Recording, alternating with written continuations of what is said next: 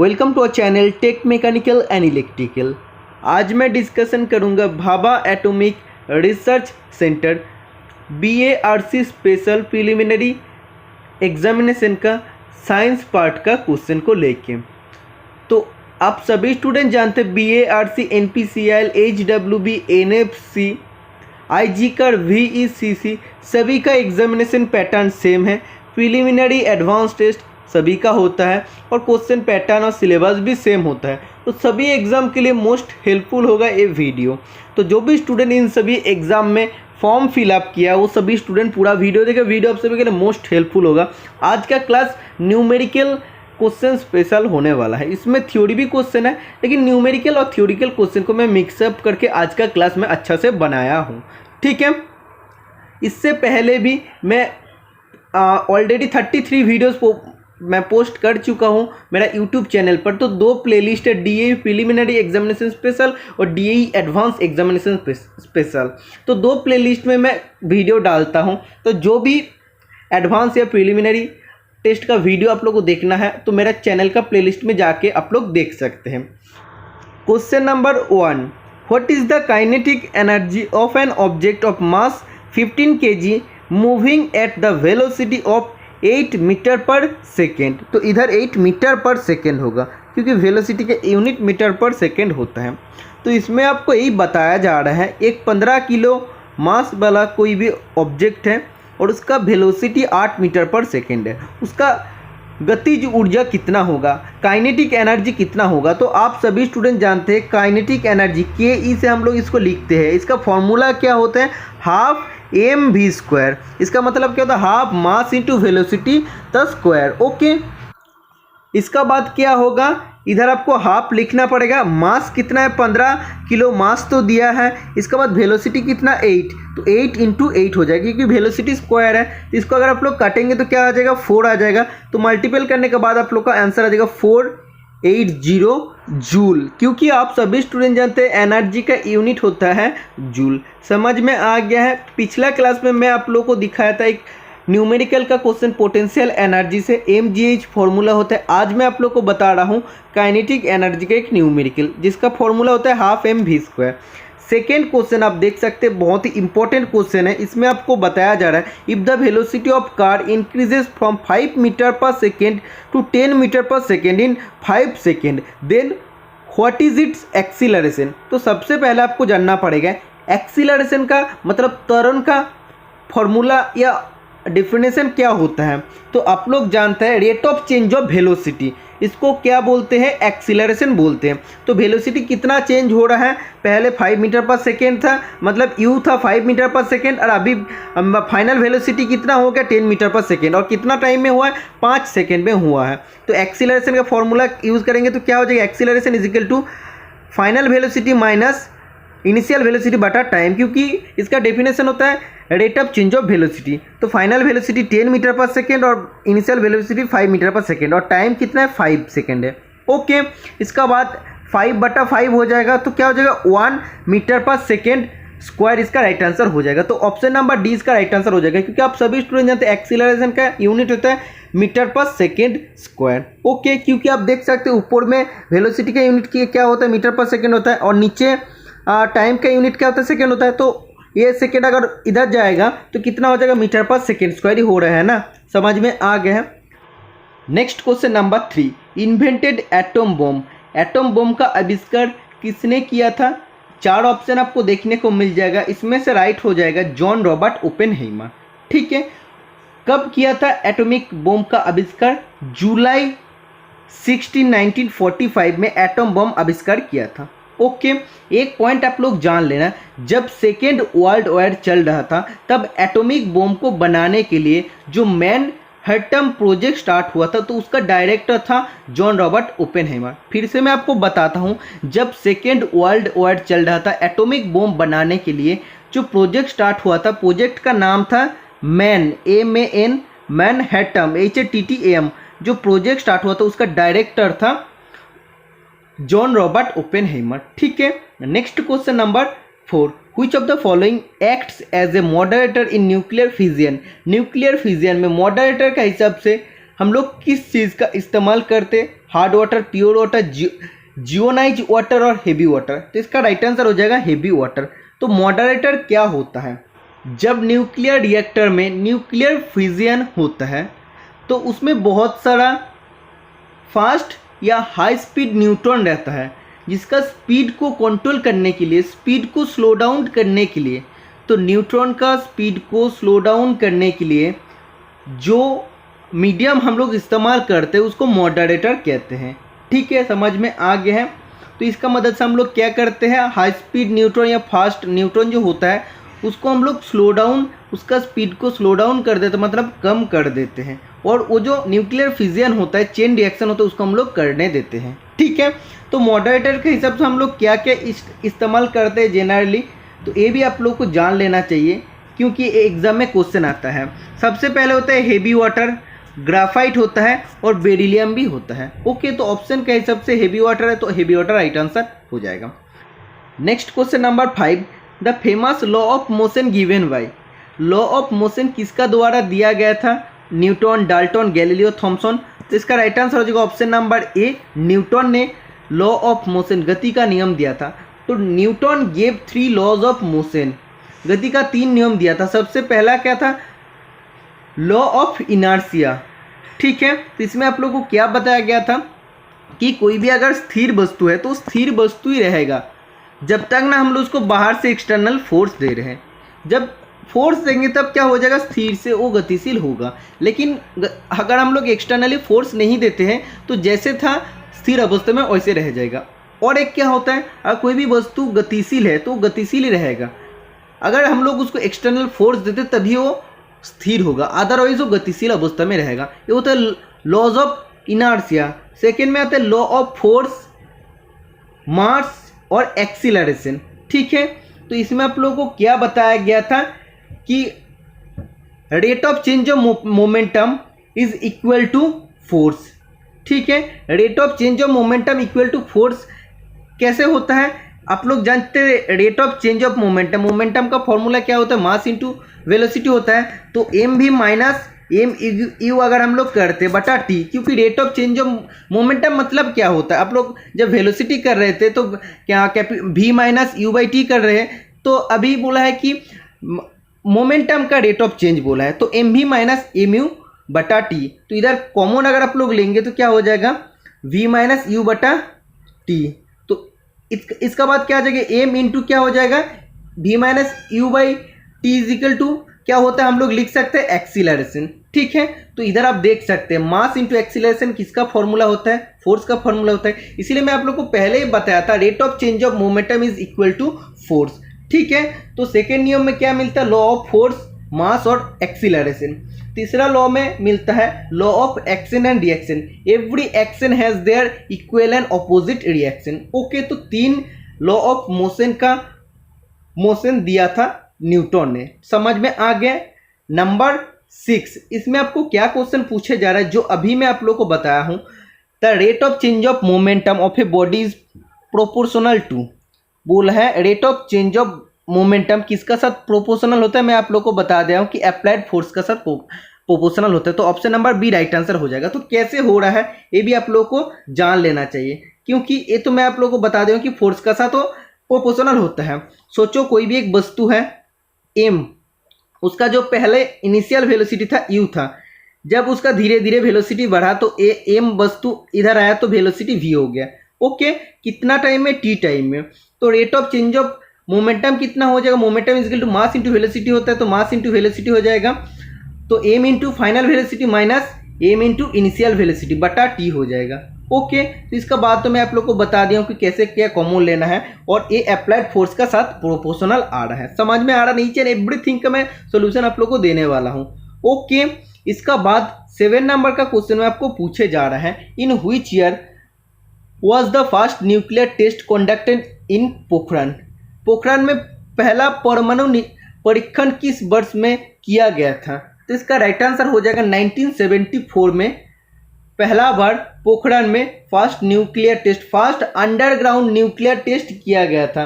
पोखरण कौन सा डिस्ट्रिक्ट में आता है, जैसलमेर डिस्ट्रिक्ट में आता है, और कौन सा स्टेट में आता है, राजस्थान स्टेट में आता है। समझ में आ गया है।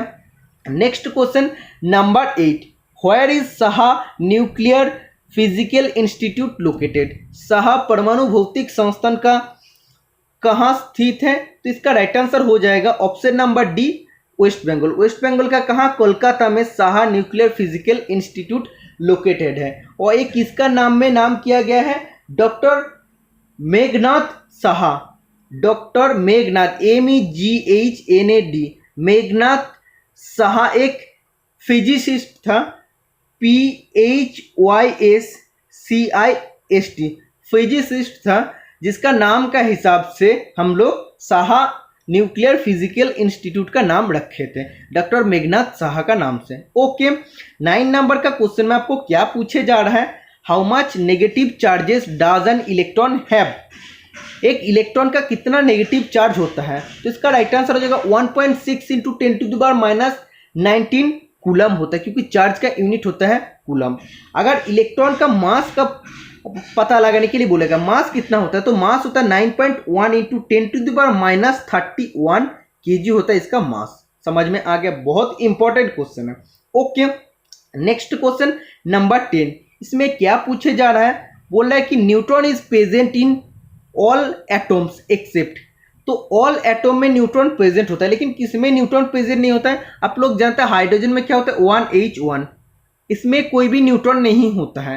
ये तो मास नंबर होता है। मास नंबर से अगर आप लोग इसको एटॉमिक नंबर को माइनस करते तो क्या आता है? न्यूट्रॉन संख्या आता है। तो 1 - 1 क्या हो जाएगा? 0 हो जाएगा, मतलब न्यूट्रॉन संख्या 0 होता है, लेकिन इसमें इलेक्ट्रॉन और एक प्रोटॉन रहता है। ओके, 11 नंबर का क्वेश्चन में आपको क्या पूछे जा रहा है? According to which of the following principle does a rocket works in space?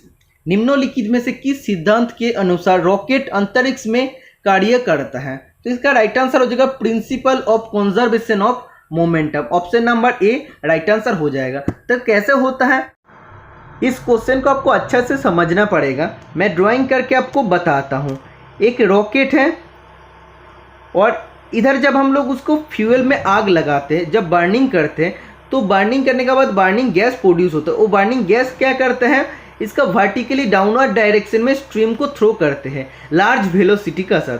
फिर से आपको बताता हूँ, एक रॉकेट है, उसका जब फ्यूल में हम लोग आग लगाते हैं तो वो क्या होता है? जो फ्यूल बर्न होने के बाद जो बर्निंग गैसेस होता है, वो burning gases vertically downward direction में स्ट्रीम थ्रो करता है, एक स्ट्रीम थ्रो करता है हाई वेलोसिटी का साथ।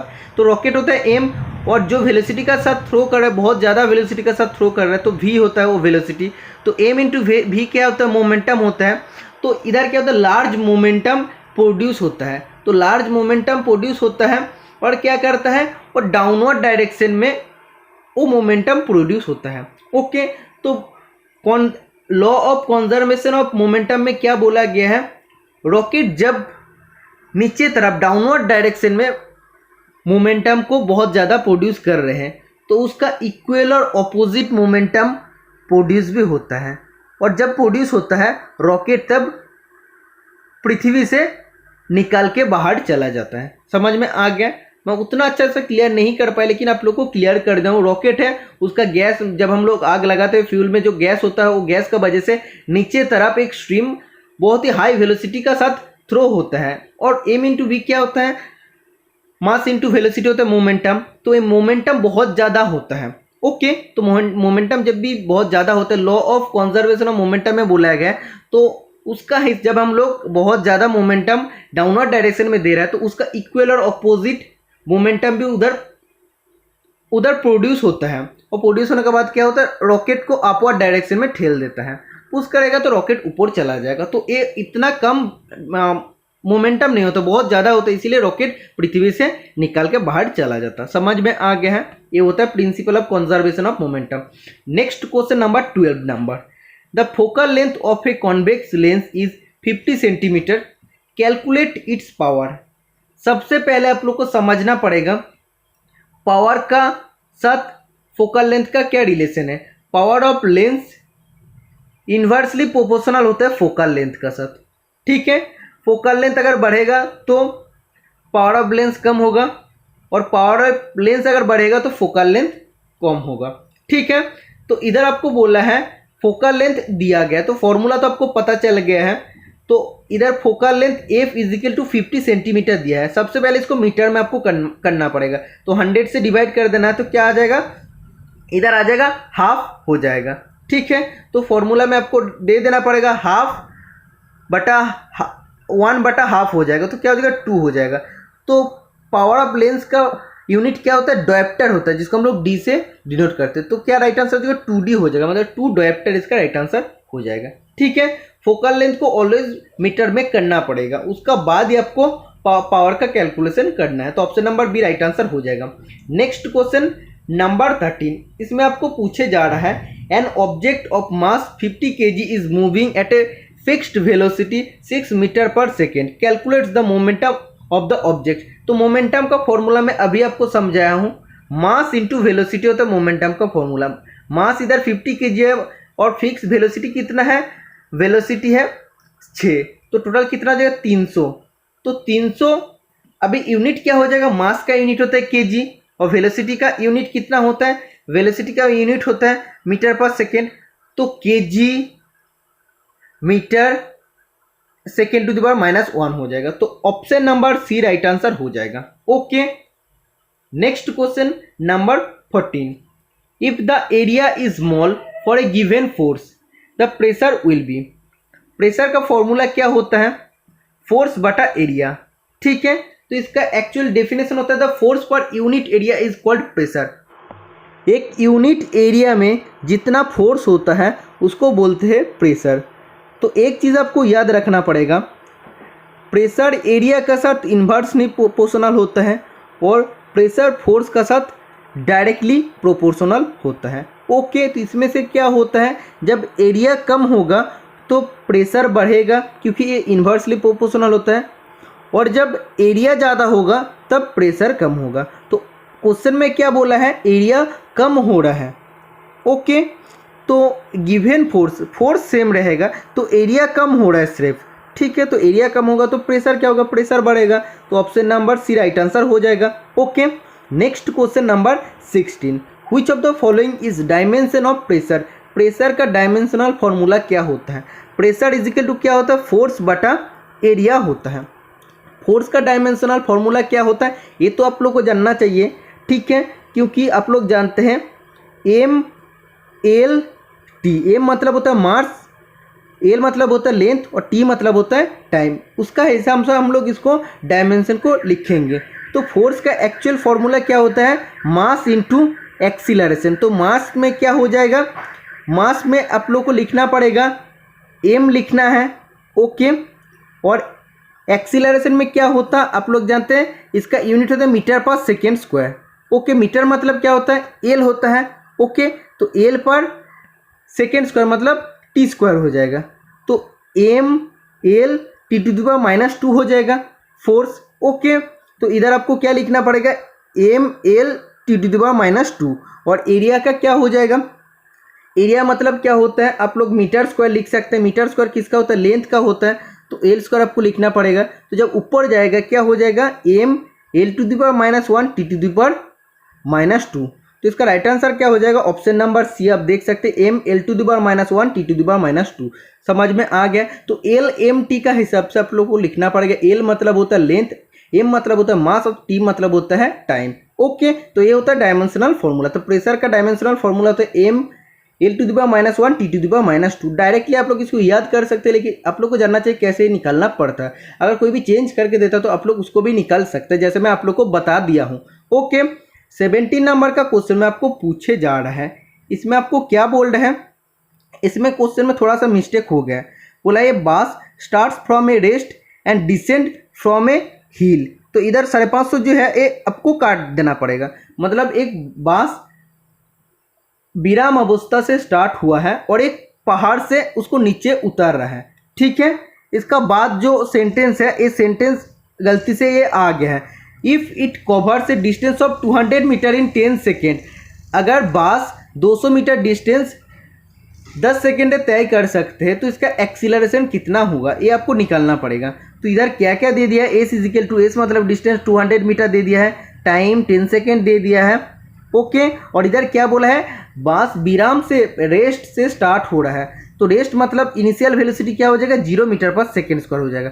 तो फॉर्मूला क्या लगाना पड़ेगा, फॉर्मूला आप लोग को लगाना पड़ेगा S is equal to U T plus half A T square, क्योंकि आपको एक्सीलरेशन निकालना पड़ेगा। तो एस मतलब क्या हो जाएगा 200 आ जाएगा, यू मतलब क्या हो जाएगा 0 इंटू टाइम, 0 इंटू 10 क्या हो जाएगा 0 हो जाएगा। इसके बाद हाफ ये मतलब होता है एक्सीलरेशन, टाइम होता है 10 इंटू 10 मतलब 100 हो जाएगा। तो 100 से अगर इसको काटेंगे तो क्या हो जाएगा 2 हो जाएगा, और ये जो 2 है 2 अगर इधर आएगा तो क्या हो जाएगा 4 हो जाएगा। तो एक्सीलरेशन इज इक्वल टू 4। तो एक्सीलरेशन का यूनिट क्या होता है मीटर पर सेकेंड स्क्वायर होता है। तो option number A right answer हो जाएगा 4 मीटर पर सेकेंड स्क्वायर। 18 नंबर का क्वेश्चन में आपको पूछे जा रहा है power of lens is inversely proportional to. तो किसका साथ प्रोपोर्शनल होता है, इनवर्सली फोकल लेंथ का साथ। मतलब फोकल लेंथ अगर बढ़ेगा तो पावर कम होगा, और पावर अगर बढ़ेगा तो फोकल लेंथ कम होगा। समझ में आ गया है।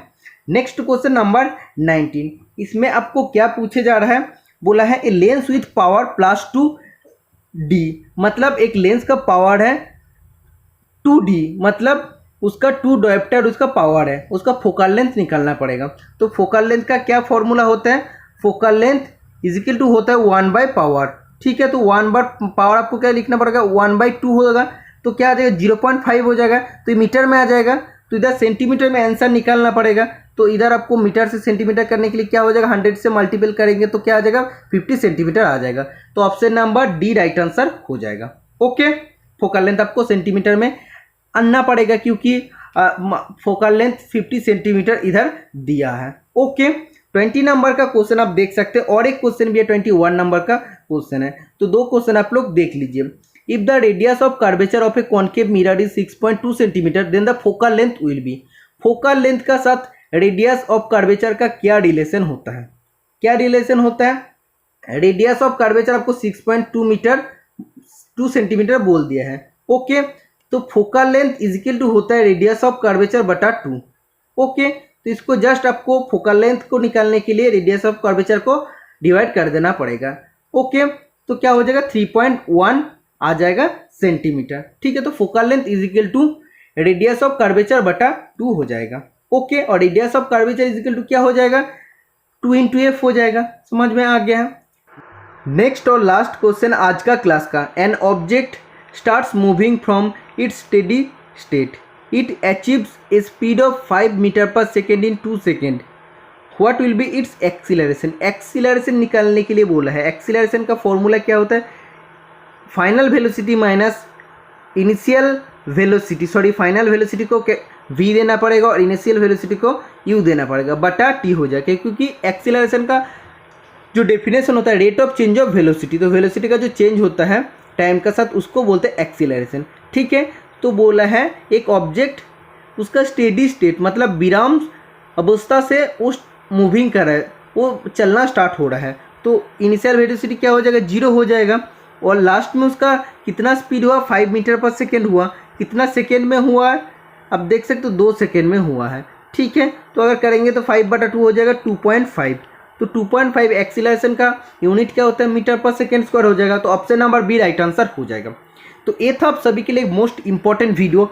जो भी न्यूमेरिकल होता है मैं धीरे धीरे कोशिश करूँगा इन क्लास का साथ में अलग अलग न्यूमेरिकल का क्वेश्चन आप लोग को सॉल्व कराने का, और ऐसा सॉल्व कराऊंगा कि वो न्यूमेरिकल से अगर आप लोग को कोई भी क्वेश्चन आएगा तो आप लोग को कोई भी दिक्कत नहीं होगा। ठीक है, तो ये था आप सभी के लिए एक मोस्ट इंपॉर्टेंट वीडियो अच्छा लगे तो लाइक कर देना, चैनल को ऐसे आगे बढ़ाते रहना। आज के लिए इतना ही, मिलते हैं नेक्स्ट वीडियो में। Ta-ta bye bye.